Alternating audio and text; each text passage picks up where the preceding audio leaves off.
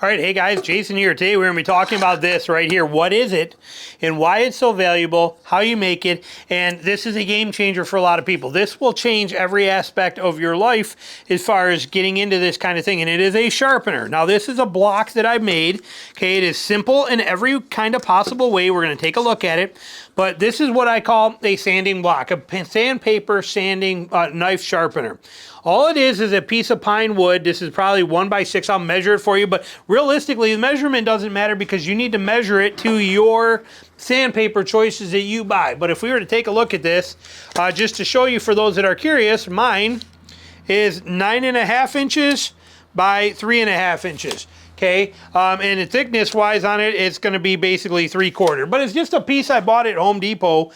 The key thing is you want to make it match up to your sandpaper choices. We'll talk about that in a minute.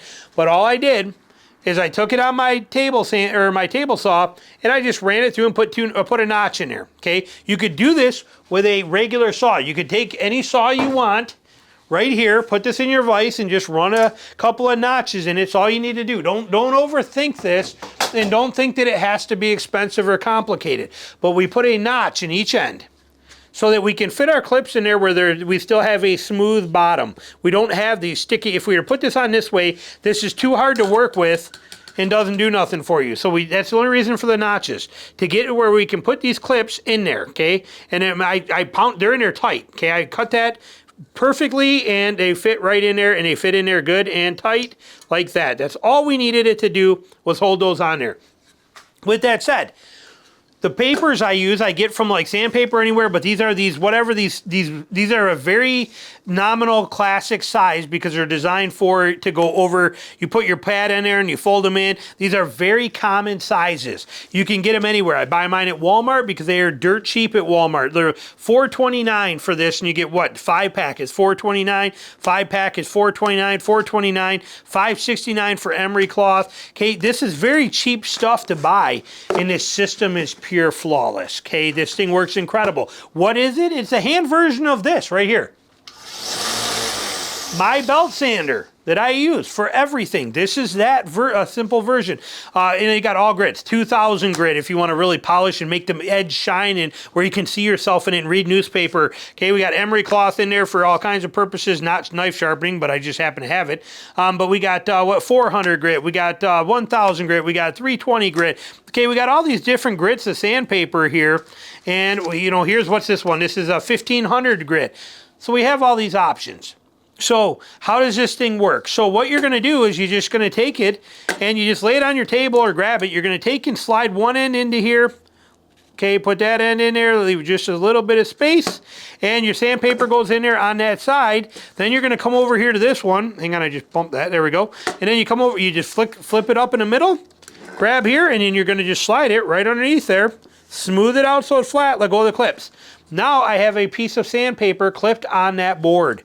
Okay, that's it. Fold the sides, give them a little bend over. There it is right there like that, and you have it. And you got all these changeable options. Now for your knives, your broadheads, anything like this, it is this smooth and easy. Take it to the end of your table where your hand can go down. I do not like, see how I can't get all the way down on this? So maybe you want to build your block taller so that you can, or put some feet under there. For me, I just always use the end of the table. When you sharpen on these kind of systems, you will notice something here when I sharpen this. Okay, so here I am sharpening my knife. Okay, we're doing this, and we're going across here like this. Notice I am not doing this. You can, but I'm actually using my body.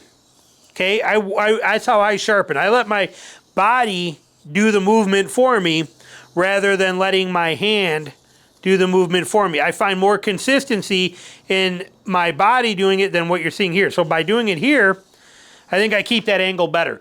And then when I got that side, I come over here to another corner, end of the table where I can get my hand down low. Same thing, I let my body do the work.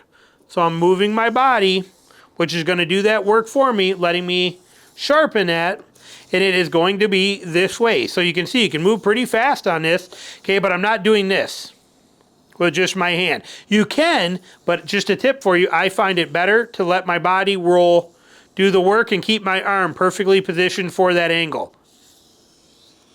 Now, what about bigger knives? Things like that. Let's talk about that for a second. Let me grab one of these. Okay. This is a knife that I got that I've had for many, many years. Actually stole this. It's the only thing I've ever stolen in my life, and I got in trouble for it, and I ended up having to pay for it, but I stole this from a restaurant I worked at when I was 12 years old. Now, same thing. With a knife, you're just going to draw it out longer, okay? You got all this room. So you got all this room on the sanding block, so there's no issues there whatsoever. Doesn't matter how big or how small, this block works perfect for all of them in any kind of method. Same thing here too. Okay, like I said, you just keep working it like that. So you got options for both. It works for broadheads, it works for knives, it works for everything that you have. Notice that when you put in anything flat, when you put it on there, notice the tip is sticking up. You're not touching the tip.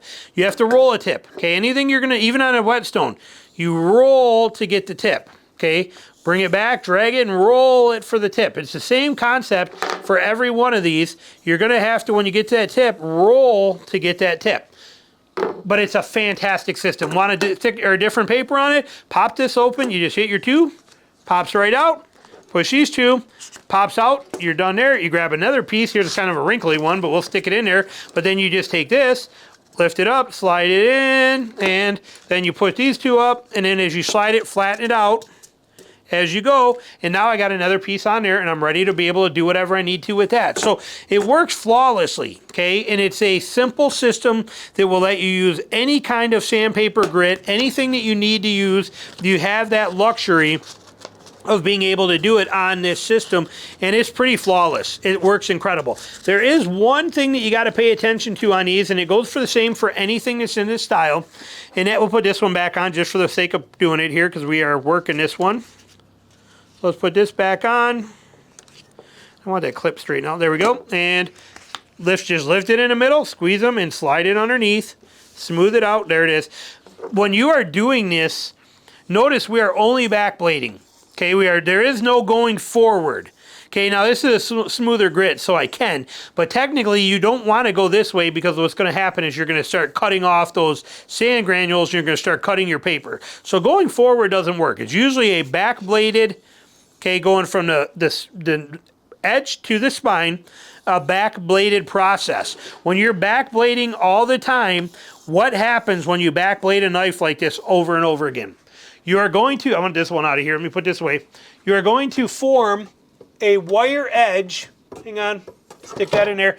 You're going to end up forming a wire edge on that blade. Okay, so because you're constantly shaving this way, sharpening this way, you're going to get a wire edge of metal, thin little wire of metal that's going to stick on there. You have to find a way to get rid of that. Okay, and it's because you're constantly doing this. In order to get rid of it, you got to do something forward. So since you can't go forward on your paper, you got options. Okay, you can grab a piece of wood, anything you want, doesn't matter. For example, I could take my longbow right here, I'm kidding, I'm not doing that on my bow. That's just sitting here because we were making other videos. But you take a piece of wood like this, set it there, and just run a couple of cuts on there. Not hard, not jamming it, but just run a few. And what that's going to do is you do this, okay, is going to break off that wire edge. It's going to literally break off. Once that breaks off, you can continue your sharpening thing, but between every sandpaper change, when you're going from one grit to another, take a minute. So here you are, wham, wham, wham, wham. You sharpen, sharpen, sharpen, sharpen, sharpen. Take a second, grab whatever it is, even on this cutting board. Just give a couple of notches on there light to knock the wire edge off every once in a while. Keep right on going. Knock that edge off as you need to, and that's going to get rid of that wire edge and leave the razor sharp edge that's underneath there. So that's what works there too. Me personally, I just go right to a ceramic rod. So as I sharpen it, I build up that burr on one side because you're doing the same process we do with every sharpening method. You will continue sharpening this side on a more aggressive sandpaper until you feel a burr that you can click with your thumbnail, and you feel that burr on this side. Once you have that, you know you have already created a burr here, so you have a sharp edge that rolls past the apex. Then you flip over and you do the same thing on the other side till you remove that burr, and now that burr on this side has gone past the apex and is over there, and you got a burr on this side. Then you come back to here and you remove that one, remove them both, and now you went from this to this where it was like this.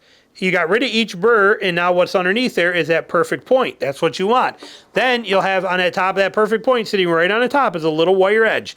Then that's where a couple cuts on here works, or going forward direction from here to here, rather than going backwards, but going a forward direction, will take that wire burr off. As I sharpen this and I form a burr, flip it over, form and get rid of that burr, flip it over, get rid of that burr. As soon as I grab this and go, I can literally watch the metal flakes of that wire edge fall right off of this. Clink, clink, clink, clink. You just see them raining down in the light, okay? And you're like, okay, there it is, and you'll feel it in your hand, and you'll know, okay, rough, oh, there it is. Now we've got rid of that wire edge, and now we are into the smooth as butter stuff on here, and that's a sharpening system. Okay, so the same concepts apply, same rules apply. Like, this thing is wicked scary sharp. I mean, shaving is not even a, I mean, I'm not even going to waste my time showing you how wicked sharp it is.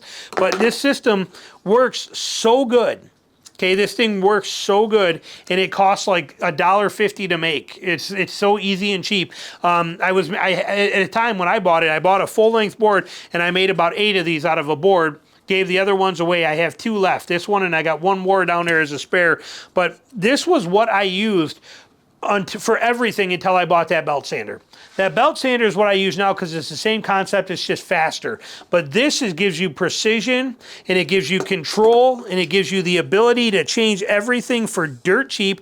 These sandpapers are so inexpensive to have, and they last for so long. You can get so much use out of these pads, out of these sandpaper pieces on here. So it's probably the dollar for dollar versus quality of sharp edge. I don't believe anything in the world beats this today. I really do not think you can have a better system than a simple sandpaper block. I don't think anything out there will ever beat this, in my opinion. And for cost versus quality factor, you can get a knife sharp on this to levels that are unheard of. And it gives you all that option. And then I still do believe on, I'm a big fan of the stropping factor. And stropping can be on anything that you want to. It doesn't, people overthink, even this piece of wood. I can take this piece of wood and I can strop on this piece of wood. Okay, stropping is just fine-tuning that, and a piece of wood will strop just well. Cardboard, leather, doesn't matter, but stropping can be done on just about anything, and I'm a huge fan of it. I can even take this, and I can take this here and flip this paper over on this and use the back side of this and strop on that. Okay, take this whole piece of paper, turn it, flip it, stick it right in here, take this one, slide it, lift it up, slide it in there, and I can strop right on this. Okay, this is going to work fantastic too. So like I said, don't overthink this stuff. Don't make it more complicated than it has to be. But there is a world of perfection out here that doesn't cost a lot of money. And this simple sandpaper block that takes less than 2 minutes to make. Okay, you need 2 saws. One to cut it off at whatever length you need it for your sandpaper. I gave you those dimensions. And the other one is some kind of a saw to put a little notch in each end so that you can fit some clips in it. Such a simple, easy project to do and make. Such a simple thing, and yet so functional, so capable. So hopefully you enjoyed it, and great little video for you and a tip for you. But there it is, the simple sanding block. Thanks for watching.